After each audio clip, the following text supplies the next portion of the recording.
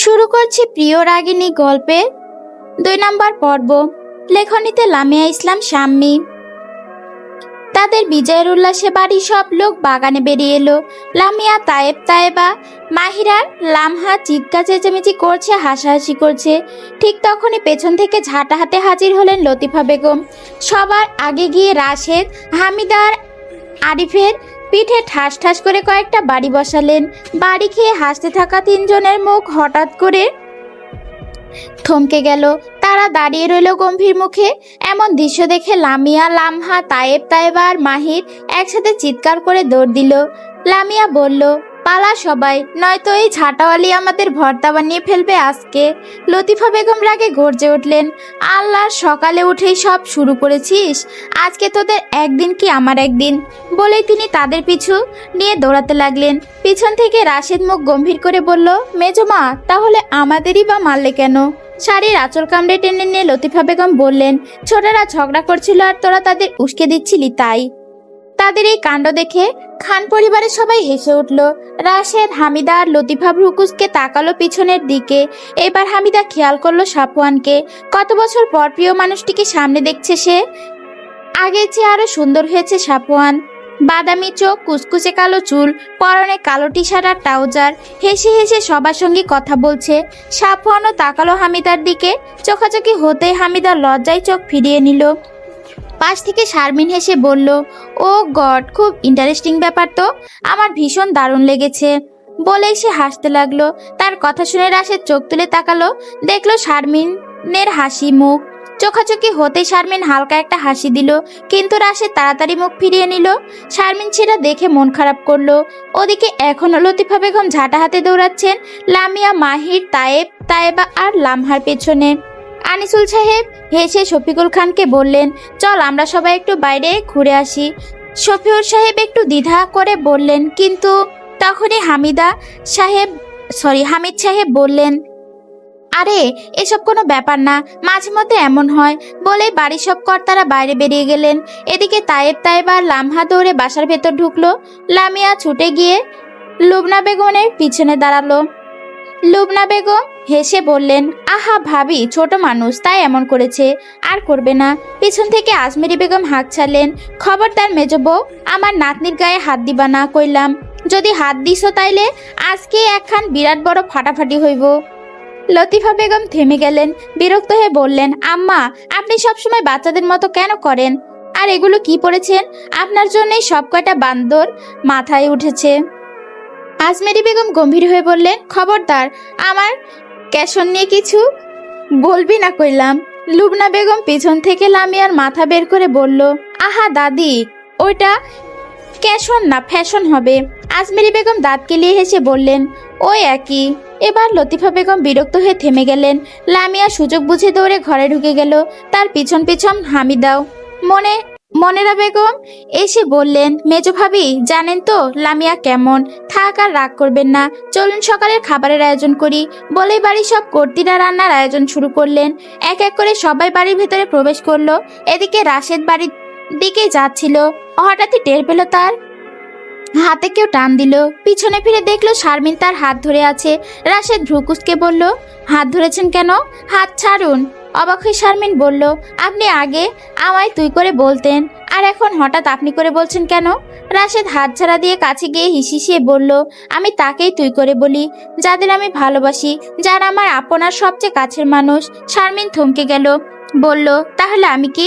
রাশেদ তার মুখের কথা কেড়ে নিয়ে উত্তর দিল, আপনি আমার কেউ নন। বলে বাড়ি ভেতর চলে গেল। রাশেদের এমন কথায় শারমিনের বুকটা মোচড় দিয়ে উঠল। কষ্টে চোখের পানি গড়িয়ে পড়ল। সে আস্তে ধীরে ভেতরে প্রবেশ করলো। লামিয়ার রুমে বসে আছে তায়েবা, লামহা, মাহির আর হামিদা। সকালের ঘটনা নিয়েই তারা হাসাহাসি করছে। হঠাৎ তায়েবা বলে উঠল, বড় আপা, এই যে খান বাড়ির ছেলে মেয়েরা আসছে, দেখছো তুমি? হামিদা উদাস মনে উত্তর দিল, হ্যাঁ দেখেছি। সবাই বুঝতে বাকি রইল না হামিদার মনটা খারাপ।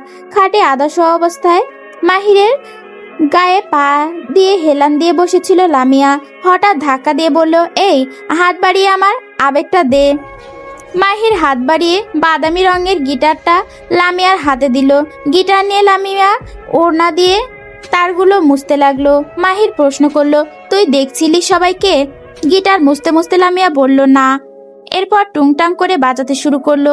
বই থেকে চোখ তুলে লামিয়ার দিকে তাকালো লামহা। তারপর চশমাটা নাকের ডগায় নামিয়ে এনে বলল, সুন্দর একটা গান ধর। লামিয়া বাঁকা হেসে বলল, ওকে। তারপর গিটারে সুর তুলে গাইতে শুরু করলো। আমার মা বলেছিল, খুকি তুই প্রেম করিস না, ভালো মেয়েদের কপালে ভালো ছেলে জোটে না। বিরক্ত হয়ে লামহা বলল, আরে অন্যরকম গান ধর, পরিস্থিতি বুঝে গানটা গা, বলেই চোখ টিপলো। লামিয়া বুঝতে পেরে আবারও সুর তুলল, তুমি দেখিয়াও দেখলা না, তুমি শুনিয়াও শুনলা না, ও তুমি জ্বালাইয়া গেলা মনের আগুন নিভাইয়া গেলা না। গান শুনে হামিদা আজ করতে দেরি করলো না। ওর দিকে খোঁচা দিয়ে গানটা গাওয়া হচ্ছে। সঙ্গে সঙ্গে পা থেকে জুতো খুলে লামিয়ার দিকে ছুঁড়ে মারলো। গান থামিয়ে লামিয়া কপাল কুঁচকে বলল, মারলি কেন? হামিদা তেড়ে উঠে বলল, তুই এই গান গাচ্ছিলি কেন? লামিয়া দুষ্টুমি ভরা স্বরে বলল, তোর কি সমস্যা আমি এই গান গাইলে? হামিদা রেগে বলল, অনেক সমস্যা। লামিয়া মুখ টেপে হেসে খোঁচা দিল, তোর মনের আগুন কেউ জ্বালিয়ে দিয়ে গেছে নাকি? হামিদা কিছু বলতে যাবে এমন সময় পিছন থেকে কণ্ঠ ভেসে এলো, আসতে পারি? সবাই দরজার দিকে তাকালো। সেখানে দাঁড়িয়ে আছে রাশেদ, সাথে খান পরিবারের সব ছেলে মেয়ে, শুধু লাবিব নেই। তাদের দেখে লামিয়া গিটার পাশে রেখে মাহিরের কোলে শুয়ে চোখ বন্ধ করে রইল। হামিদা খুশি হয়ে বলল, ভাইয়া আসেন। এক এক করে সবাই রুমে ঢুকলো। শারমিন এগিয়ে গিয়ে হামিদাকে জড়িয়ে ধরে বলল, কেমন আছিস? হামিদা মিষ্টি হেসে বলল, ভালো, তুই? শারমিন বলল, ভালো। রাশেদ চারপাশে তাকিয়ে বলল, সবাই চিনে ফেলেছিস নাকি? আবার পরিচয় করিয়ে দিতে হবে। ফাহিম বলল, ভাইয়া পরিচয় করিয়ে দিলে ভালো হয়। রাশেদ মাথা নেড়ে বলল, ঠিক আছে। তারপর সবাইকে দেখিয়ে বলল, ও তো হামিদা, সবাই চিনিস। আর ওই চশমাওয়ালা ও লামহা। আর ওই যে মাহিরের কোলে আদর্শ অবস্থায় শুয়ে আছে ও হলো লামিয়া। আবির বলল, ওইটাই লামিয়া? রাশেদ উত্তর দিল, হ্যাঁ। ঠিক তখনই পেছন থেকে লাবিব এসে ঢুকলো। মুখে চওড়া হাসি, বলল, ছোটবেলায় শরীরের ভারে হাঁটতে পারতো না, এখন আমার ছুটকি হলো কিভাবে? লামিয়ার কথা শুনে সবাই হেসে দিল। লাবিবের কথা শুনে সবাই হেসে উঠল। এতক্ষণ চোখ বন্ধ করে শুয়ে থাকা লামিয়া এবার চোখ মেলে তাকালো। প্রথমবারের মতো লাবিবের দিকে তাকালো সে। দুজনের চোখাচোখি হলো। মনে হলো চোখ দিয়ে যেন দুজন দুজনকে পুড়িয়ে ফেলবে। পাশ থেকে আবির বলল, আহা লাবিব, তুই থামবি না? কিন্তু লাবিব কেয়ারলেস ভঙ্গিতে বলল, সত্যিটাই তো বলছি। লামিয়া বাঁকা হেসে উত্তর দিল, মানে আপনি এখন কি বলতে চান? সবাই আপনার মতো কেজো হয়ে জন্মগ্রহণ করবে? এই কথায় লাবিবের মুখ চুপসে গেল। সবার হাসতে ফেটে পড়ল। আবার তায়েব হাসতে হাসতে বলল, সত্যি কথা বলিস না, সত্যি কথার ভাত নাই। নিজের সামনে ঝুলে থাকা চুলগুলো সরিয়ে লামিয়া গম্ভীর গলায় বলল, সত্যি কথার দিনে 14 বার বলবো। লাবিব চোখ মুখ কুঁচকে বলল, তুই সত্যি কথা বলিস? তা শুনি দেখি, কি কি সত্যি কথা বলিস তুই? ভাব নিয়ে লামিয়া উত্তর দিল, এই যে একটু আগেই বললাম, আপনি ছোটবেলায় দেখতে কেচোর মতো ছিলেন, একে বেঁকে হাঁটতেন। এটাও কিন্তু সত্যি, সবাই জানে। লাবিব কিছু বলতে যাবে তার আগেই আবির হাত তুলে বলল, হয়ে গেছে, থাম তোরা। ছোটবেলা থেকে একজন আরেকজনের পিছে লেগে থাকতিস, এখন সেই অবস্থা। লাবিব চোখ দিয়ে শাসিয়ে চলে গেল। লামিয়া কেয়ারলেস ভঙ্গিতে মুখ ঘুরিয়ে রাখলো। তারপর সবাই টুকটাক গল্প করতে করতে নিচে খাবারের জন্য নামতে লাগলো। লামহা বইটা সেলফে রেখে সবার পেছন পেছন হাঁটতে লাগলো। পেছন থেকে আবির হেসে ফিসফিস করে বলল, এখনো আগের মতোই বই পড়িস? কণ্ঠস্বর শুনে লামহার গা কেঁপে উঠল। পাশ ফিরে আবিরকে দেখে বিরক্ত হলো। এই ছেলেটা ছোটবেলা থেকে তাকে জ্বালিয়ে মারতো। চুপ করে হাঁটতে লাগলো লামহা। আবির আবার বলল, এই কানি শোন। কানি ডাক শুনে লামহার মাথায় যেন আগুন জ্বলে উঠল। গটগট করে আবিরের সামনে গিয়ে বলল, দেখেন mister Abir, I am not blind, okay? Next কানি বললে, আমি আপনাকে কানা বানায়া দিমু। বলেই সোজা হেঁটে চলে গেল। আবির হতভম্ব হয়ে দাঁড়িয়ে রইল। তারপর বিড়বিড় করে বলল, ও গড, এই মেয়ের এত রাগ কোথা থেকে আসে? তবুও হাসতে হাসতে লামহার পেছন পেছন হাঁটলো। খাবার টেবিলে মুখ ফুলিয়ে বসে আছেন শফিকুল খান। তার পাশেই টিয়া রঙের শাড়ি পরে ভারী মেকআপে ঝলমল করছে আজমেরি বেগম। হঠাৎ শফিকুল খান তাকিয়ে আটকে উঠলেন। তারপর আনিসুল সাহেবকে উদ্দেশ্য করে বললেন, আনিসুল, তোমাদের বাড়িতে কি শাকচুন্নি পেতনিও থাকে নাকি? আনিসুল সাহেব হতভম্ব। শফিকুল খানের সরাসরি পাশের দিকে আঙুল দেখিয়ে বললেন, এই বুড়ি মহিলাটাকে ভূত হয়ে আমার পাশে বসেছে কেন? আজমেরি বেগম ফোনে ডুবে আছেন, কিছুই শোনেননি। আনিসুল সাহেব বুঝে গেলেন ব্যাপারটা, মুচকি হেসে বললেন, আম্মা আপনি আবার এসব সেজেছেন কেন? আজমেরি বেগম সঙ্গে সঙ্গে ফোন নামিয়ে রেগে উঠলেন, বড় খোকা আমার মেকআপ নিয়ে একটা কথা বলবি না, এই ক্যাশন তুই বুঝবি না। শফিকুল খান মুখ ভোতা করে বসে রইলেন। এদিকে সবাই এসে টেবিলে বসলো। লামিয়া আসতেই দেখলো লাবিব তার চেয়ার দখল করে বসে আছে। বাধ্য হয়ে পাশে বসলো লামিয়া। বসে কটমট চোখে তাকালো লাবিবের দিকে। তা দেখে লাবিব হেসে বলল, চোখ দিয়ে আমাকে না গিলে খাবার গিলে আগের মতো হাতি হ শুকনা মরিচ। রাগে লাল হয়ে গেল লামিয়া। উপায় না পেয়ে নিজের পা দিয়ে লাবিবের পায়ে চড়ে চেপে ধরলো। লাবিব হঠাৎ চেঁচিয়ে উঠলো, আউ! সবাই ভয় পেয়ে তাকালো। লাবিব হেসে বলল, না না তেমন কিছু না। কিন্তু পাশে লামিয়া নিশ্চিন্তে খাওয়া শুরু করে দিল, যেন কিছুই ঘটেনি। শফিকুল খান এখনো মুখ গম্ভীর করে বসে আছেন। জায়েদ এগিয়ে এসে বলল, বাবা খাবার খান না কেন? অনেক মজার রান্না হয়েছে, টেস্ট করেন। শফিকুল খান রেগে বললেন, তুমি খাও তোমার মজার খাবার, আমি খাবো না। শফিকুল খান বললেন, বাবা কেন এমন করছেন, কি হয়েছে? শফিকুল খান ধমক দিয়ে বললেন, কেউ আমাকে সময় দেয় না, নাতি নাতনিরাও না, একটুও কথা বলে না, সব সময় ব্যস্ত। আমি সাহেব বললেন, তাহলে এখন কি বলতে চান বাবা? শফিকুল খান গম্ভীর হয়ে বললেন, আমি একটা সিদ্ধান্ত নিয়েছি, আমি বিয়ে করব। ঠিক তখনই লামিয়া পানি খাচ্ছিল। কথা শুনে পুরো পানি ছিটকে গেল লাবিবের মুখে। লাবিব রেগে লামিয়ার দিকে তাকালো। লামিয়া পাত্তা দিল না। সবাই স্তব্ধ। লামিয়ার হাসি উচ্চ শব্দে হেসে উঠল। লতিফা বেগম লামিয়াকে ধমক দিয়ে লামিয়া বলল, হা হা হা, দাঁড়াও দাঁড়াও একটু হেসে নেই, অনেকদিন পর এমন হাসির কথা শুনলাম। লতিফা বেগম ধমক দিলেন, চুপ করো। শফিকুল খান রেগে বলল, এই মেয়ে এভাবে হাসছো কেন? দেখো না এখানে বড়রা কথা বলছে। কিন্তু লামিয়া হেসেই বলল, আমরা হাসলেই দোষ, আর আপনি বুড়ো বয়সে এসে ছোটদের সামনে বিয়ে করবেন বললেন, এটাতে দোষ নেই। একটু থেমে আবারও বলল, আচ্ছা দাদা, চাইলে আপনার জন্য আমি একটা মেয়ের সন্ধান দিতে পারি। শফিকুল খান শান্ত স্বরে বললেন, কে সেই মেয়ে? লামিয়া মুখ টিপে হাসলো, আপনার পাশে বসা আজমেরি বেগম। সবাই হকচকিয়ে তাকালো। আজমেরি বেগম খেপে উঠলেন, মেজো খোকা তোর ছুরি আমারে কি কইলো শুনলি? শফিকুল খান তেরে বললেন, এই বুড়িকে আমি বিয়ে করব? মাথা খারাপ নাকি? আজমেরি বেগম ধমক দিয়ে বললেন, এই বুড়া বেটা, কারে বুড়ি বলো? তুমি নিজেই তো বুড়া। শুরু হলো বুড়ো বুড়ির ঝগড়া। সবাই হাসফাস করে হাসি আটকাচ্ছে। এসে চুকে লামিয়া আস্তে আস্তে সরে গেল। লাবিব চুপচাপ তাকিয়ে বলল, অনেক বেশি উঠছিস, দাঁড়া দেখি। আজমেরি বেগমের সাথে ঝগড়ায় না পেরে আগে ফুসতে ফুসতে শফিকুল খান চেয়ার ঠেলে উঠে গেলেন। হ্যাঁ আমি পাগল হয়ে গেছি, থাকো তোমরা, আমি চললাম বলেই বাড়ি থেকে বেরিয়ে গেলেন। সবাই দুশ্চিন্তায় পড়ল। আমির সাহেব সবাইকে শান্ত করে বললেন, চিন্তা করবেন না, বাবা সবসময় এরকম করেন, একটু পরে শান্ত হয়ে ফিরে আসবেন। বাড়ির বাইরে বেরিয়ে শফিকুল খান রিকশায় উঠলেন। রিকশাওয়ালা বলল, কোথায় যাবেন স্যার? শফিকুল খান রাগে বললেন, জাহান্নামে। রিকশাওয়ালা হেসে উঠল, স্যার এত দূর রিকশায় যাওয়া সম্ভব হবে না। শফিকুল খান স্টুপিড। রিকশাওয়ালা চোখ বড় বড় করে বলল, স্যার ইংরেজিতে গালি দিলেন আমাকে? শফিকুল খান দীর্ঘশ্বাস ফেলে বললেন, না তোমাকে না, আমাকে বলেছি আমি স্টুপিড। রিকশাওয়ালা এবার রহস্যময় ভঙ্গিতে বলল, স্যার বৈশা থেকে ঝগড়া করে এসেছেন নাকি? আমিও ঝগড়া করে আইছি, এত কষ্ট করি তারপরেও কারো মন জোগায় চলবার পারি না, তাই আমি আজকে রিক্সা নিয়ে মরার সিদ্ধান্ত নিয়েছি। সামনে বাস বা ট্রাক আইলেও সোজা ঝাঁপ দিমু। আপনি যেহেতু জাহান্নামে যাইতে চান, চলেন একলগেই যাই। শফিকুল খান ভয় পেয়ে গেলেন। এই রিক্সা থামাও, কি করছো? আমি মরতে চাই না, রিক্সা থামাও বলছি। ঠিক তখনই সামনে একটা বড় ট্রাক আসছে। রিক্সাওয়ালা পাগলের মতো প্যাডেল মারছে। শফিকুল খান আটকে উঠে চেঁচিয়ে উঠলেন, দাঁড়া দাঁড়া, আমি মরতে চাই না। রিক্সা কাত হয়ে ধাম করে পাশে পড়ে গেল। ধুলোয় ভরা শফিকুল খান চিৎকার করতে লাগলেন, ও বাবা গো, আমি মরতে চাই না। রিক্সাওয়ালা হেসে তাকে উঠাতে উঠাতে বলল, স্যার আমি তো মজা করছিলাম, আপনি কিন্তু আমার কথা সিরিয়াস নিয়ে নিলেন। শফিকুল খান হাঁপাতে হাঁপাতে চোখ বড় বড় করে তাকিয়ে রইলেন। নিজের রুমে এসে উল্টো হয়ে শুয়ে আছে লামিয়া। মনটা একদম ভালো নেই। মনে হচ্ছে কোনো অকাজে যদি নিজেকে ব্যস্ত রাখতে পারতো তবে হয়তো একটু ভালো লাগতো। কিছুক্ষণ গালে হাত দিয়ে শুয়ে থেকে ভাবলো কি করা যায়। হঠাৎই এক ধাক্কায় উঠে দাঁড়ালো। আয়নার সামনে গিয়ে এলোমেলো চুলগুলো আঁচড়ে বেঁধে নিতে শুরু করলো। তখনই দরজায় ঢোকার শব্দ হলো। লামিয়া ভেবে নিল মাহির এসেছে, তাই কোনো কিছু না ভেবে চুলে ফিতা লাগাতে লাগাতে বলল, মাহির দরজা খোলা আছে, ভেতরে আয়।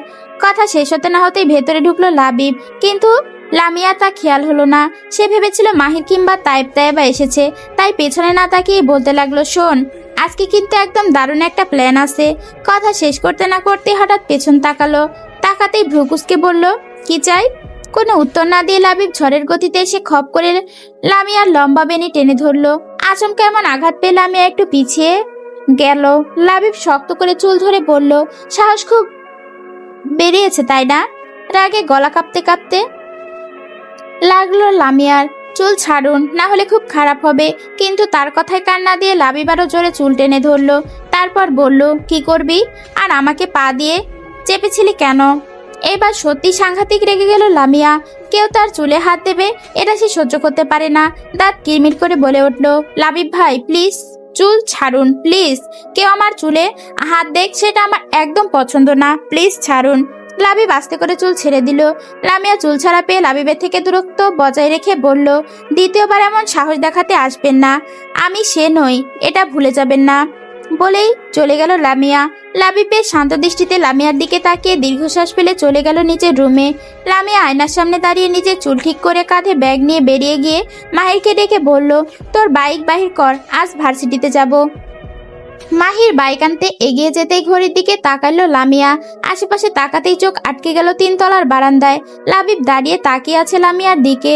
লামিয়া আর চোখে তাকিয়ে লাবিবকে দেখে অন্যদিকে তাকালো। এদিকে মাহির বাইক নিয়ে আসতেই লামিয়া উঠে বসলো। দুজনেই চলে গেল। লাবিব কিছুক্ষণ তাকিয়ে থেকে রুমে ঢুকে এলো। বাগানে চেয়ারে বসে গল্প করছিলেন শফিউর, আমির, জায়েদ, আনিসুল, হামিদ, হাসিম আর আজমির সাহেব। তখনই ময়লা কাপড়ে কোমরে হাত দিয়ে ও বাবা গো, ও মা গো করতে করতে গেটে প্রবেশ করলো শফিকুল খান। আজমেরি বেগম সাজগোজ করে বের হচ্ছিলেন। গেটেই চোখ ছোট করে শফিকুলের দিকে তাকালেন। ইউ ভিক্ষুক, অন্য বাড়ি গোয়িং, এবারে নট অ্যালাউ ভিক্ষুক। কথার মানে না বুঝলেও ভিক্ষুক বলেছে এটা ঠিকই বুঝলো শফিকুল। রেগে উঠলো, এই বুড়ি চুপ, তুই ভিক্ষুক, সাতচুন্নি মহিলা। আজমেরি বেগম খেপে বললেন, এই বুইড়া, ঘরের বুইড়া, আমারে বুড়ি কইলি? ইউ বুইড়া, মি নট। শফিকুল বিরক্ত হলো। এই মহিলার সাথে তর্ক করে লাভ নেই। ঠিক করলো নিজের রুমে যাবে। হাঁটতে আজমেরি বেগম রাস্তা আটকে দাঁড়ালেন। এই বাড়িতে ভিক্ষুক not allow, you go out. Shafiqul রেগে বলল, আমাকে দেখে ভিক্ষুক মনে হচ্ছে? আজমেরি ঠোঁট বাঁকিয়ে বললেন, না জমিদার লাগছে। চেঁচামেচি শুনে আনিসুল সাহেবরা এগিয়ে এলেন। কি হয়েছে আম্মা? আজমেরি দেখিয়ে বললেন, বড় খোকা, একটা ভিক্ষুক এসেছে। সবাই শফিকুলের দিকে তাকিয়ে হা হয়ে গেল। আমির সাহেব অবাক হয়ে বললেন, বাবা আপনি এই অবস্থা কেন? বাবার ডাক শুনতে আজমেরি চোখ কুঁচকে তাকালো। শফিকুল খান ধমকে বলল, এত প্রশ্ন না করে ধরো, কোমর ব্যথায় শেষ হয়ে যাচ্ছি। আজমেরি খিলখিল করে হেসে উঠলেন। সকালে না বললেন ইউ স্ট্রং, এখন স্ট্রংগিরি কই গেল এখন? রেগে শফিকুল বলল, আনিসুল, এই শাকচুনি বুড়িকে চুপ থাকতে বলো, না হলে অনেক খারাপ হবে। আজমেরি ব্যঙ্গ করে বললেন, ইহ, কোমর ভাঙা বুড়া খারাপ করতে আসছে, আগে কোমর ঠিক করো। বলেই হেসে চলে গেল। সবাই হা হয়ে তাকিয়ে রইল। শফিকুল বিরক্ত হয়ে বলল, কি দেখছো, ধরো আমাকে, ঘরে নিয়ে যাও। আস্তে ধীরে সবাই তাকে বাসায় নিয়ে গেল। দুপুর 12:30। গরমে পুড়ে যাচ্ছে চারপাশ। ঘেমে নিয়ে ক্লাস শেষে রিক্সার অপেক্ষায় দাঁড়িয়ে হামিদা এক রিক্সা ঠিক করতে দৌড়ে এসে উঠে বসলো সাফওয়ান। আপনি? বিস্ময়ে বলল হামিদা। কোনো পাত্তা নিয়ে না দিয়ে সাফওয়ান বলল, মামা সোজা লেকের পাড়ে যান। হামিদা তাড়াতাড়ি বলল, না আমি বাসায় যাব। সাফওয়ান চোখ রাঙিয়ে বলল, বেশি কথা বললে ধাক্কা দিয়ে ফেলে দেব তোকে। চুপ করে বসলো হামিদা। সাফওয়ান তাকিয়ে বলল, আসার পর তোকে সময় দিতে পারিনি, কেমন আছিস? যেমন দেখছেন। গম্ভীর উত্তর দিল হামিদা। আমাকে জিজ্ঞেস করবি না কেমন আছি? হালকা হেসে হামিদা বলল, অবশ্যই ভালো, জিজ্ঞেস করে লাভ নেই। সাফওয়ান হাসলো। রিক্সা লেকের পাড়ে থামলো। হামিদা নামলো না দেখে ধমক দিল সাফওয়ান। ভয়ে নেমে এলো সে। সাফওয়ান হাত ধরে সামনে টেনে নিল। হামিদা মোছামুছি করলো কিন্তু পারল না হাত ছাড়াতে। নদীর ধারে সে হাত ছেড়ে দিয়ে বলল, আমার বাইরের খবর জানলি, ভেতরের খবর জানলি না?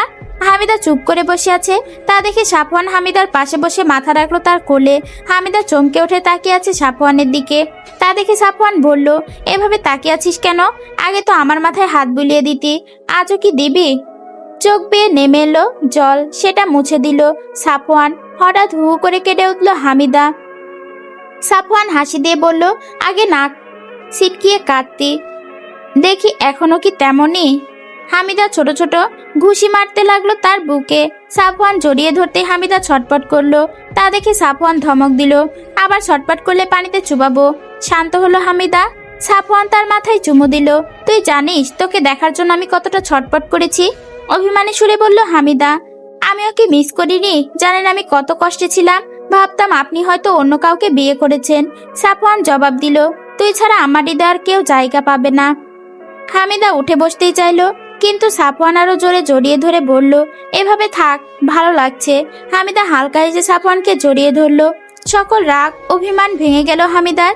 সে তো এটাই চেয়েছিল, প্রিয় মানুষের ভালোবাসা একটু বুকে জড়িয়ে রাখা। এত বছর পর সাফওয়ানের ভালোবাসা পেয়ে হামিদার সব রাগ অভিমান পানি হয়ে গেল। কাঠফাটা রোদে বিরক্ত হয়ে কত 20 মিনিট ধরে ভার্সিটির মাঠে দাঁড়িয়ে আছে লামিয়া আর মাহির। তাদের ঠিক সামনে দাঁত কেলিয়ে দাঁড়িয়ে আছে ভার্সিটির কুখ্যাত সিনিয়র ছেলেদের গ্যাং। তাদের দেখে লামিয়া চরম বিরক্ত। একে তো গরমের মধ্যে তাদের দাঁড় করিয়ে রেখেছে, তার উপরে এই দাঁত কেলানো হাসি দেখে লামিয়ার আগে শরীর জ্বলছে। তবুও নিজের রাগ কন্ট্রোল করে বিরক্ত নিয়ে বলল, এভাবে নিজেদের হলুদ রঙের দাঁত নিয়ে যে হাসছেন, লজ্জা করে না? আপনাদের টুথপেস্টে কি লবণ নেই নাকি? সবগুলো ছেলের মুখ থেকে হাসি উধাও হয়ে গেল লামিয়ার কথা শুনে। লামিয়া আবারও বলল, আমাদের এভাবে দাঁড় করিয়ে রাখার মানে কি? তাদের মধ্যে থেকে একটি ছেলে বলল, কেন, দাঁড়িয়ে থাকতে কি সমস্যা হচ্ছে? লামিয়া বিরক্ত হয়ে বলল, জি হ্যাঁ, অনেক অসুবিধা হচ্ছে। আপনাদের এমন উদ্ভট মার্কা চেহারা দেখতে খুব বিরক্ত লাগছে। সিনিয়র সবাই কপাল কুঁচকে তাকালো। একটা ছেলে বলল, এই যে মিস, আমরা উদ্ভট দেখতে? সোজাসাপটা উত্তর দিল লামিয়া, কেন, সন্দেহ আছে? পিছন থেকে একটি ছেলে বলল, রাসেল ভাই, মায়া কিন্তু বেশি পটর পটর করতেছে। লামিয়া বাঁকা চোখে ছেলেটার দিকে তাকালো। মাহির একবার লামিয়ার দিকে তাকিয়ে আবারও ছেলেগুলোর দিকে তাকালো। রাসেল বলল, এই মেয়ে, আমাদের ভয় পাও না? লামিয়া বলল, কেন, আপনারা জঙ্গলি নাকি যে ভয় পাবো? রাসেল বলল, দাঁড়া, ভাইরে আইতাছে, আইলেই মায়াটার পটর পটর বন্ধ করে দেব। লামিয়া ভ্রু উঁচিয়ে বলল, তাই নাকি? রাসেল বলল, হ। লামিয়া বলল, আর ঠিক কতক্ষণ অপেক্ষা করব? যতক্ষণ না ভাই আসে। লামিয়া কিছু বলতে যাবে তার আগে একটা বাইক এসে থামলো তাদের সামনে। সব ছেলেরা একসাথে বলে উঠলো, ওই তো ভাই এসেছে। তা শুনে লামিয়া কপাল কুঁচকে তাকালো। সাদা শার্ট কালো প্যান্ট পরা একটি ছেলে তাদের সামনে এসে দাঁড়ালো। একটা ছেলে একটা চেয়ার এনে দিলে সে আরাম করে বসে বলল, এইবার বলো কি হয়েছে? রাসেল বলল, ভাই, এই মায়া বেয়াদবি করছে। মায়ার অনেক তেজ ভাই, আমরা পারি নাই, তাই আপনারে ডাকছি। বসে থাকা ছেলেটার সামনে তাকিয়ে তার চোখ আটকে গেল শ্যামবর্ণের মেয়েটার দিকে। খয়েরি রঙের কাবিজ, ওড়না গায়ে ক্রস করা, চুলগুলো বেনি, সামনের দিকে লেয়ার কাট চুলগুলো মুখের চারিদিকে ছড়িয়ে পড়েছে। মুখে একরাশ বিরক্তি ও কালো বাদামি রঙের চোখগুলোর তেজ দেখা দিচ্ছে, যা তাকে মুগ্ধ করেছে। সে সবসময় ভার্সিটিতে আসলেও মেয়েরা গলায় ওড়না ঝুলিয়ে রাখে, মুখে এক গাদা মেকআপ করে আসে, যা দেখতে তার বিরক্ত লাগে। কিন্তু এই মেয়ের মধ্যে তার ছিটে ফোটাও নেই, একদম সাদামাটা। এক ধ্যানে চেয়ে আছে ছেলেটি লামিয়ার দিকে। পাশ থেকে রাসেল হালকা ধাক্কা দিয়ে বলল, জুনায়েদ ভাই। তা শুনে জুনায়েদ ভাবনার জগৎ থেকে বেরিয়ে এলো। লামিয়া ভ্রু কুঁচকে তাকালো। তার মানে ছেলেটার নাম জুনায়েদ, তাতে তার কি? জুনায়েদ হালকা কাশি দিয়ে বলল, সিনিয়রদের সাথে বেয়াদবি করছো? লামিয়া বলল, র্যাগ না নিলে যদি বেয়াদবি হয় তাহলে বলবো হ্যাঁ করেছি। জুনায়েদ বড় বড় চোখ করে বলল, চিনো আমাকে, আমি কে? লামিয়া বিরক্ত হয়ে বলল, আপনি নিজেই যদি আপনাকে না চিনেন তাহলে আমি কে যে আপনাকে চিনবো? সবাই হা করে তাকিয়ে আছে লামিয়ার দিকে। জুনায়েদ গম্ভীর গলায় বলল, তোমার নাম কি? লামিয়া বলল, নাম দিয়ে কাম কি? যে কাজের জন্য এসেছেন সেটাই বলুন। জুনায়েদ লামিয়ার কথায় থমকে গেল। রাসেল তেড়ে এসে বলল, এই মেয়ে, ভাইয়ের সাথে এভাবে কথা বলার সাহস হয় কি করে তোমার? রাসেলের বকবক এতক্ষণ লামিয়া মুখ বুজে সহ্য করছিল, কিছু বলে নাই। কিন্তু রাসেল লামিয়ার দিকে তেড়ে আসতে দেখে লামিয়া রাগ কন্ট্রোল করতে পারল না। রাসেল তেড়ে আসতে লামিয়া রাসেলের মেন পয়েন্ট বরাবর এক লাথি মেরে বসলো। রাসেল ব্যথায় ককিয়ে উঠল। সবাই লামিয়ার দিকে তাকিয়ে চোখ বড় বড় করে ফেললো। মাহির সাইডে যেয়ে দাঁড়ালো। জুনায়েদ চেয়ার থেকে লাফ দিয়ে উঠে গেল। লামিয়া রাগের ইরি করতে করতে বলল, সাহস আমার অনেক। আমার সাহস দেখেছেন কি? আমার দিকে দ্বিতীয়বার তেড়ে আসার সাহস দেখালে খুব খারাপ হবে, বলে রাগী চোখে জুনায়েদকে শাসিয়ে চলে গেল। জুনায়েদ হা করে তাকিয়ে রইল লামিয়া যাওয়ার পানে। পাশ থেকে একটা ছেলে বলল, ভাই, মায়ার তেজ দেখলেন? আর আপনারে শাসিয়ে চলে গেল। জুনায়েদ বাঁকা হেসে বলল, আই লাইক হার। রাসেল ব্যথায় কোকিয়ে বলল, ভাই আপনি পাগল হয়ে গেছেন। মায়া মাইরি অনেক ডেঞ্জারাস। জুনায়েদ হেসে বলল, বাট আই লাইক হার। মেয়েটাকে আরো জানতে হবে, খোঁজ নাও মেয়েটার, বলেই চলে গেল। কাঠফাটা রোদে পাশে দোতলা বাড়ি সহ একটা খালি জমির ওপর কোদাল হাতে নিয়ে দাঁড়িয়ে আছে বেলাল শিকদার। তার পাশে দাঁড়িয়ে আছে তার ছেলে রহিম শিকদার। তাদের ঠিক সামনে কোমরে আঁচল গুজে দাঁড়িয়ে আছে আজমেরি বেগম। আজমেরি বেগম রেগে বলল, দেখ রহিম, আমাগো জমির ওপর এক বিন্দু পরিমাণ একটা কোপ দিলে তোরে আমি মাটিতে পুঁততে রাখমু। রহিম বলল, বুড়ি, পারলে আয়ো দেখ মুকে কারে মাটিতে পুঁততে রাখে। এইটা তোমাগো না, আমাগো জমি। বাড়ির পাশে জমি ইসলাম পরিবারের, কিন্তু শিকদার পরিবারের দাবি করে এটা নাকি তাদের জমি। বাড়ির সব কর্তীরা এক সাইডে দাঁড়িয়ে আছে। বাড়ির সব কর্তারা অফিসে, এখন বাসায় আসে নাই। রাশেদা বেগম তা ভেবে দীর্ঘশ্বাস ফেললেন। তাহমিনা বলল, আজকে আবার কি হবে কে জানে।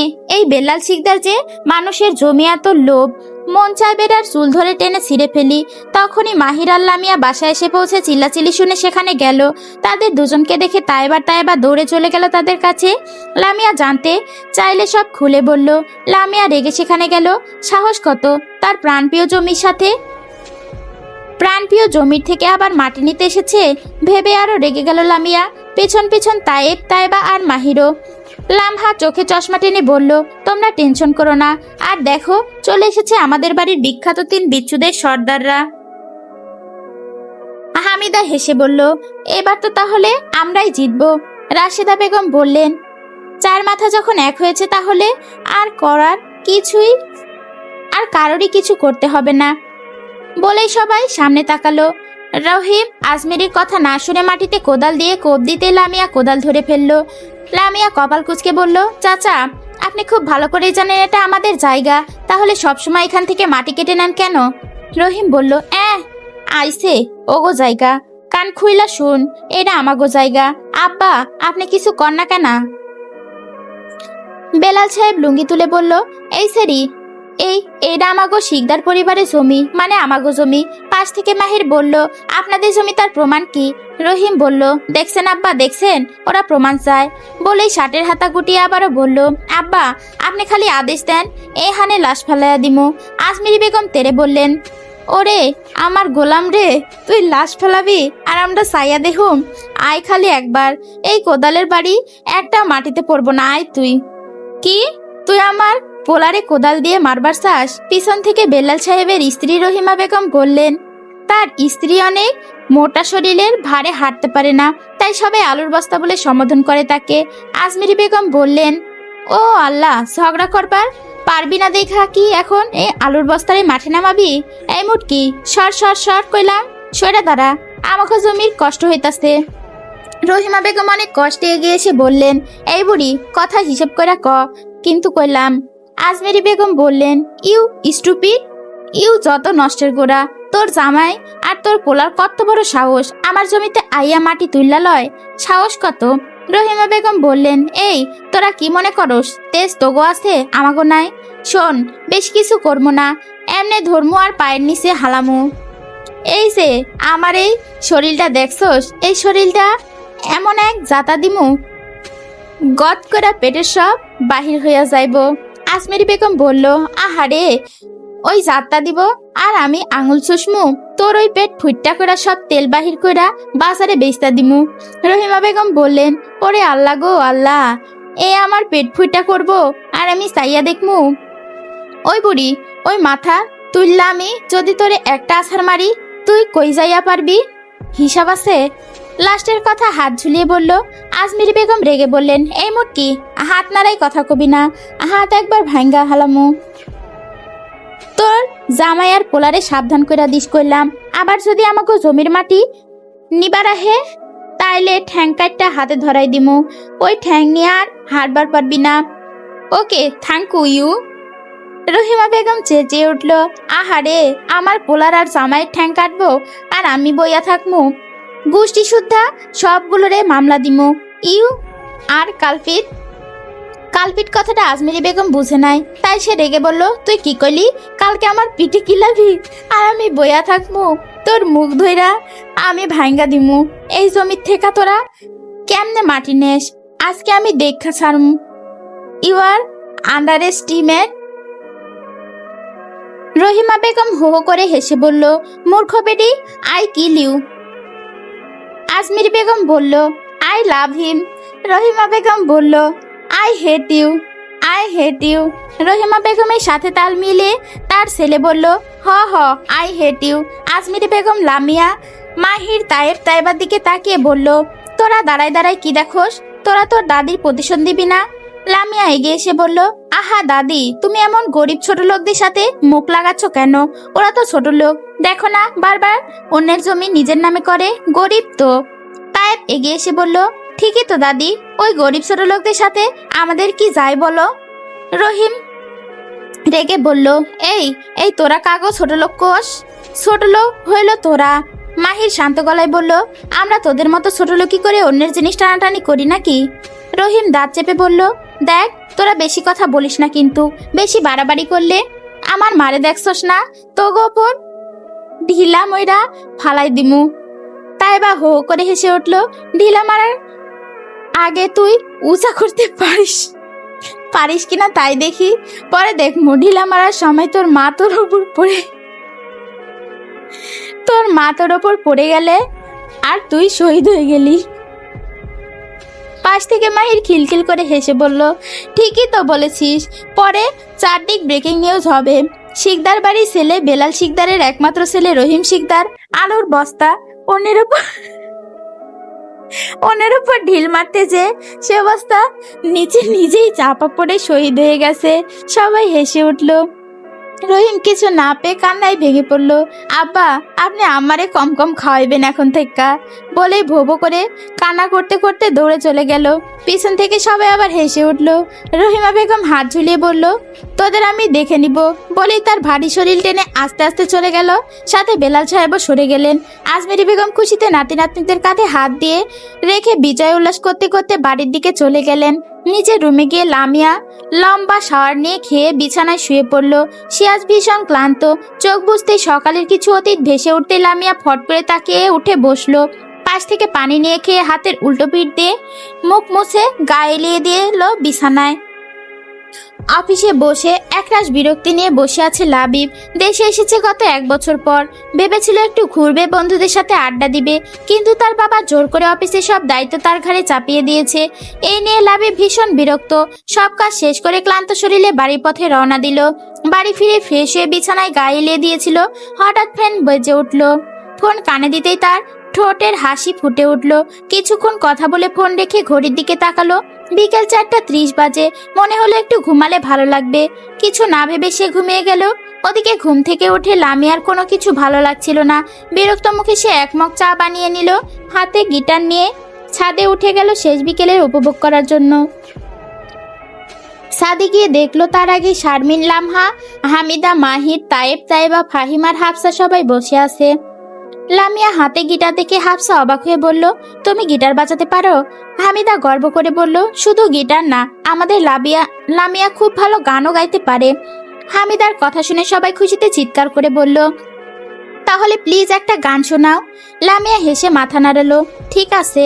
মাহির হাত চাপড়ে বলল, তাহলে আজকে ছোট্টখাটো একটা গানের আসর জমুক, কি বলো? সবাই একসাথে বলল, হ্যাঁ। তাই এবার লামহা নিচে গিয়ে জুস, চিপস, চানাচুর নিয়ে এলো। সবাই মিলে গোল হয়ে বসলো। শারমিন হাসি মুখে বলল, তাহলে শুরু করা যাক। লামিয়া হেসে গিটারে টুংটাং সুর তুলে গান ধরল। আমার প্রশ্ন করে নীল ধ্রুবতারা, আর কতকাল আমি রব দিশেহারা, রব দিশেহারা। গানের আসর জমে উঠল। সবাই মুগ্ধ হয়ে লামিয়ার গান শুনছিল। ওদিকে লাবিব তখনও ঘুমাচ্ছিল। হঠাৎ তো চেঁচামেচি আর গান শুনে বিরক্ত হয়ে ছাদের দিকে পা বাড়ালো, কিন্তু চিলেকোঠার কাছে এসেই তার সব রাগ উধাও হয়ে গেল। বিস্ময় দাঁড়িয়ে রইল, অবাক হয়ে লামিয়ার গান শুনছিল। মিনমিন করে বলল, এই মেয়ে আবার গান শিখলো কবে থেকে? তারপর কিছু একটা ভেবে ঠোঁটে মুচকি হাসি এঁকে লামিয়ার গান শুনতে লাগলো আড়াল থেকে।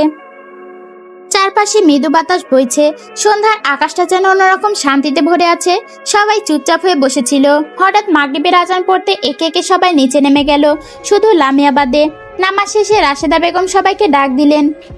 পাকোড়া খেতে। সবাই নিচে বসে পড়ল। তখন লতিফা বেগম হামিদার দিকে তাকিয়ে জিজ্ঞেস করলেন, লামিয়া কোথায়? হামিদা গ্লাস হাতে নিয়ে বলল, ও তো নিচে আসেনি, বলেছে কিছুক্ষণ পর আসবে। লতিফা বেগম কিছু না বলে আবার খাবার দিতে লাগলেন। এদিকে লাবিব পাকোড়া হাত না দিয়ে উঠে দাঁড়ালো। লতিফা বেগম অবাক হয়ে বললেন, ও কি লাবিব, তুই খাবি না? লাবিব হালকা হেসে উত্তর দিল, খাবো আন্টি, একটু পরে, আমার একটু কাজ আছে, বলে সে চলে গেল। মাহির বাঁকা চোখে লাবিবের দিকে তাকালো, আবার চুপচাপ খাওয়ায় মন দিল। চিলেকোঠার সামনে এসে দাঁড়াতেই কপালে ভাঁজ ফেলল লাবিব। ছাদের ফ্লোরে শুয়ে আছে লামিয়া, বুকের ওপর হাত রাখা, চোখ দুটো বন্ধ। মৃদু বাতাসে তার চুলগুলো এলোমেলো হয়ে গিয়ে মুখে ভেসে পড়ছে। লাবিব পা টিপে টিপে এগিয়ে এসে লামিয়ার পাশে বসলো। হালকা এসে আস্তে করে চুলগুলো সরিয়ে দিতে গিয়ে তার চোখ গেল লামিয়ার গালের দিকে। লাবিব এক মুহূর্ত চুপ করে তাকিয়ে রইল। তারপর আস্তে করে গালে হাত রাখতেই লামিয়া নড়ে চড়ে উঠল। লাবিব দ্রুত হাত ছড়িয়ে দূরে সরে গেল। চোখ খুলে পাশে তাকাতেই লামিয়া ভ্রুকুচকে বলল, আপনি এখানে কি করছেন? লাবিব কপালে ভাঁজ ফেলে বলল, সেটা তো আমার প্রশ্ন, তুই এখন এখানে কি করছিস? লামিয়া উঠে বসলো, এলোমেলো চুলগুলো খোপা করে নিল। তারপর সামনে তাকিয়ে শান্ত স্বরে বলল, আপনাকে কৈফিয়ত দিতে বাধ্য নই, বলে উঠে দাঁড়িয়ে চলে যেতে লাগলো। লাবিব হঠাৎ রেগে গিয়ে লামিয়ার খোপা ধরা চুল শক্ত করে আঁকড়ে ধরলো। নিজের সামনে টেনে নিয়ে গিয়ে বলল, সব সময় তেরামি করিস কেন? আর এমন তেরা তো তুই ছিলি না আগে। চুল টানাটানিতে ব্যথা পেল। লামিয়া শান্ত চোখে তাকিয়ে রইল লাবিবের দিকে। লাবিব লামিয়া চোখে চোখ রেখে বলল, তেরামি আমার সাথে করবি না, মেয়েদের আমি অনেক সম্মান করি, তাদের গায়ে হাত তোলা আমার পছন্দ নয়, বলেই খোপা ছেড়ে দিতে এলোমেলো চুলগুলো লামিয়ার মুখে এসে পড়ছে।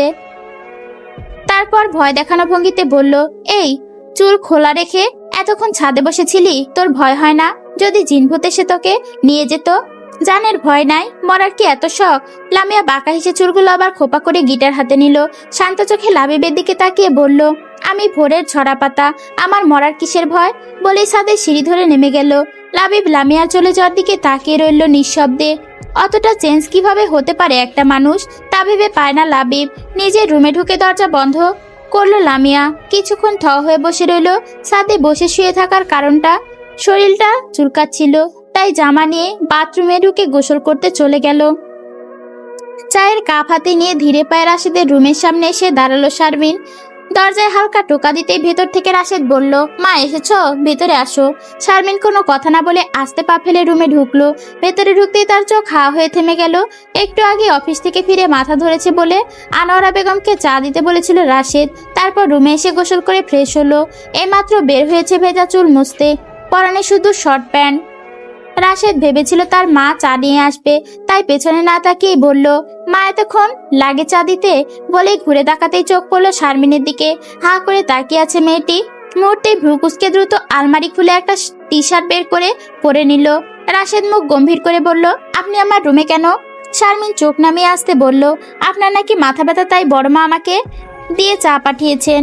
রাশেদ রুড় স্বরে বলল, আমি তো মাকে বলেছিলাম, আপনি কেন এসেছেন? শারমিন শান্ত গলায় উত্তর দিল, বড় মা একটু ব্যস্ত ছিলেন, তাই আমাকে দিয়ে পাঠালেন।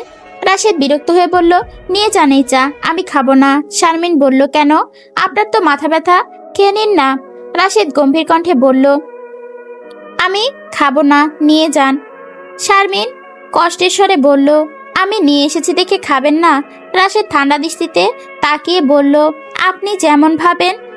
শারমিন এবার জেদি ভঙ্গিতে সামনে গিয়ে কাপটা রাশেদের হাতে ধরিয়ে দিয়ে বলল, আপনাকে এই চাই খেতে হবে। রাশেদ বিরক্তিতে হাত ঝাড়া দিতেই কাপটা কাত হয়ে গরম ঢেলে পড়লো শারমিনের হাতে। ব্যথায় চোখ মুখ বুজে কেঁদে উঠল শারমিন। সাদা হাত লাল হয়ে গেছে। রাশেদ মুহূর্তে হতবাক, তাড়াতাড়ি পানি এনে শারমিনের হাতে ধরতে গেল, কিন্তু শারমিন হাত ছড়িয়ে নিল। রাশেদ দাঁতে দাঁত চেপে বলল, থাপ্পড়ে গাল লাল করে ফেলবো, হাত দিন বলছি, পানি না দিলে ফোসকা পড়ে যাবে। কিন্তু শারমিন কিছু না বলে চোখ মুছে আস্তে উঠে দাঁড়ালো। হাতে যন্ত্রণা চেপে ঠোঁট কামড়ে নিচে থেকে ভাঙা কাচের টুকরো কাপা হাতে তুলতে লাগলো। রাশেদ দেখে ভীষণ রেগে গেল, ধমক দিয়ে বলল, আপনাকে সব তুলতে বলেছি আমি, রাখুন, হাতে লেগে যাবে। বলতে না বলতেই হাতে কাচের টুকরো বিঁধলো, রক্ত ছড়ে পড়তে শুরু করলো। এবার রাশেদের রাগ চরমে উঠলো। সে শারমিনের হাত জোরে টেনে দাঁড় করিয়ে বলল, এত জেদ কেন? থাপ্পড়ে এই জেদ বের করে দিব, বেয়াদব মেয়ে। শারমিন তৎক্ষণাৎ ধাক্কা দিয়ে দূরে সরিয়ে দিল রাশেদকে। চোখ ভিজে গেল। তেজি স্বরে বলল, হ্যাঁ ঠিকই বলেছেন, আমি বেয়াদব। আপনার জন্য চা আনতে চাইনি, জোর করে পাঠানো হয়েছে বলে এসেছিলাম। ভুল হয়েছে আমার, ক্ষমা করবেন। আমাকে আপনি যে এত ঘৃণা করেন আমি জানতাম না, সত্যিই জানতাম না। আর কখনো এমন বেয়াদবি করব না, কোনো দিন না, বলে দরজা ঠেলে দ্রুত চলে গেল। রাশেদ চুপচাপ দাঁড়িয়ে রইল। নিজের ওপর রাগ লাগছে ভীষণ। যদি কাপটা সরাসরি হাতে নিত তাহলে শারমিনের হাতে গরম চা পড়তো না, কাচের টুকরো হাতে কেটে দিত না। রাগে গটগট করতে করতে রুম থেকে বেরিয়ে গেল সে। হাতে বই নিয়ে, চোখে সাদা চশমা এঁটে দোতলার লম্বা বারান্দায় অন্ধকারে চুপচাপ বসে আছে লামহা। ফোনে কথা বলতে বলতে বারান্দায় পা রাখলো আবির। কথা শেষ করে পাশে তাকাতেই চমকে উঠল, বুকের ভেতর থুতু মেরে বলল, এভাবে ভূতের মতো বসে আছিস কেন তুই? লামহার কোনো উত্তর নেই, সে আকাশের দিকে চেয়ে চুপচাপ বসে আছে। আবির ভ্রুকুসকে কাছে গিয়ে বলল, লামহা, তবুও কোনো উত্তর নেই। আবির বিরক্ত হয়ে মাথায় হালকা টোকা দিল। লামহা ধীরে কাত হয়ে শান্ত চোখে তাকালো আবিরের দিকে। এই চোখে এমন এক নিস্তব্ধতা যে আবির হঠাৎ ভয় পেয়ে পিছিয়ে গেল। মনে হলো মেয়েটা যেন ভূতের মতো আচরণ করছে। এমন সময় পিছন থেকে তায়েব চিৎকার করে উঠল, লামহা! একটি লোক। তায়েবের হঠাৎ চিৎকারে আবির ভয়ে লাফিয়ে উঠল। সেটা দেখে তায়েব ভরকে গিয়ে বলল, ভাইয়া এভাবে ভয় পাচ্ছেন কেন, কি হয়েছে? আবির ভয় পাওয়ার মুখ দেখে লামহা ফিক করে হেসে উঠল। তারপর তায়েবের দিকে তাকিয়ে শান্ত গলায় বলল, তায়েব, তায়েবাকে খুঁজে আন, আমি আসছি। তায়েব একবার আবিরকে ভয় পাওয়া মুখের দিকে তাকালো, তারপর নিচে নেমে গেল। আবির ভয় পেয়ে যাওয়া দেখে লামহা মুচকি হেসে বলল, ভয় কি খুব পেয়েছেন? আবির বেচারা ভয়ে মুখ দিয়ে কোনো শব্দই বের হচ্ছে না। লামহা ধীরে ধীরে এগিয়ে এসে আবিরের দিকে তাকিয়ে বলল, আপনি দেখি ভীষণ ভীতু, ভয় পাবেন না, আমরা লুকোচুরি খেলছিলাম। এ কথা বলে হাসতে হাসতে চলে গেল লামহা। আবির নিঃশ্বাস ফেলে তার চলে যাওয়ার দিকে চেয়ে রইল। মনে মনে ভাবলো, আরেকটু হলেই তো হার্ট অ্যাটাক হয়ে যেত। ভেবেই ঠোঁট উল্টালো আবির। প্রায় 1 ঘন্টা ধরে গোসল শেষে বেরিয়ে এলো লামিয়া। চোখ দুটো লাল টুকটুকে হয়ে গেছে। নিচ থেকে খাবারের জন্য ডাক আসছে। চুল গামছা পেঁচিয়ে নিচে নেমে টেবিলে বসলো। হঠাৎ তার মনটা কেমন করছে, ভালো লাগছে না কিছুই। এত অস্থির লাগছে কেন বুঝতে না পেরে চুল না মুছেই চলে গেল খাবার খেতে। খাবার টেবিলে সবাই উপস্থিত, শুধু শারমিন নেই। তাই সাবরিনা বেগম সাফওয়ানকে জিজ্ঞেস করলেন, তোমার বোন কোথায়? ফারিয়া খেতে খেতে উত্তর দিল, তখন ডাকতে গিয়েছিলাম, আপু বলেছে ওর পেট ভরা খাবে না। সাবরিনা আর কিছু বললেন না, কিন্তু রাশেদের গলা দিয়ে খাবার নামছে না। মাথা নিচু করে প্লেটে আঁকিবুকি করে দেখে আনোয়ারা বেগম। বললেন, কি ব্যাপার রাশেদ, খাচ্ছিস না কেন? রাশেদ নিচু গলায় বলল, খাচ্ছি তো মা, বলে ভাত মুখে নিল। লাবিব নিশ্চুপ খাচ্ছে। লামিয়া এবার তার দিকে তাকালো, তারপর আবার নিজে খাওয়ায় মন দিল। খাওয়া শেষে সবাই যে যার রুমে চলে গেল। রাশেদ রুমে গিয়ে ছটপট করতে লাগলো। রাত 12টা, সবাই ঘুমিয়ে গেছে। রাশেদ আস্তে আস্তে নিচে নেমে ফ্রিজ থেকে খাবার আর পানি নিয়ে আবার উপরে উঠলো। শারমিনের দরজার সামনে এসে দাঁড়ালো। দরজা টোকা দেওয়ার আগে তার কাঁধে কেউ আলতো করে হাত রাখলো। পিছন ফিরে দেখে সাফওয়ান দাঁড়িয়ে আছে। রাশেদ স্বস্তির নিঃশ্বাস ফেললো। সাফওয়ান হেসে বলল, রাগের আড়ালে যে ভালোবাসা, সেটা কবে দেখাবে আমার বোনকে? রাশেদ চুপচাপ তাকিয়ে রইল। সাফওয়ান বলল, আচ্ছা ভুল হয়েছে, তোদের বিষয়ে কথা বললে আর বলবো না, বলে হেসে চলে গেল। রাশেদ খাবার হাতে নিয়ে আস্তে করে শারমিনের রুমে প্রবেশ করলো। দরজা ভেতর থেকে লাগিয়ে দিল। খোলা আকাশের নিচে দোলনায় বসে আছে লামিয়া। চুল থেকে টপ টপ করে পানি পড়ছে। তাকিয়ে আছে ওই দূর আকাশে চাঁদের দিকে। কোণে কথা বলতে বলতে সবাই ছাদে প্রবেশ করেছে। লাবিব অসময়ে লামিয়াকে ছাদে দেখে বেশ কপাল কুঁচকে তাকালো। ধীর পায়ে এগিয়ে গিয়ে লামিয়ার সামনে দাঁড়াতে লামিয়া চোখ তুলে লাবিবের দিকে তাকিয়ে বুঝিয়ে বলল, কি চাই? লামিয়ার কথায় লাবিব বলল, এত রাতে এখানে কি করছিস? বসে আছি, দেখতে পাচ্ছেন না? তা তো দেখতেই পাচ্ছি, তবে এত রাতে ছাদে কি করছিস, তাও একা? চাঁদের যেমন কেউ নেই, সে একা। আমিও মূলত চাঁদের মতো একা লাবিব ভাই। লামিয়ার কথা শুনে লাবিব চুপচাপ তাকালো লামিয়ার দিকে। লামিয়াকে কিছু বলার সাহস তার নেই, তাই সে বাকরুদ্ধ হয়ে বসে রইল। ছোটবেলায় ঝগড়াটে লামিয়া বড় হয়ে গিয়েছে এখন, আর লামিয়া ছোট্ট নেই। লামিয়ার কপালে এলোমেলো চুলগুলো লাবিব সরিয়ে দেওয়ার জন্য হাত বাড়াতে লামিয়া সরে দাঁড়িয়ে লাবিবের দিকে তাকিয়ে আস্তে করে ছাদ থেকে নেমে গেল। লামিয়া যাওয়ার দিকে তাকিয়ে লাবিব হালকা হেসে উঠল।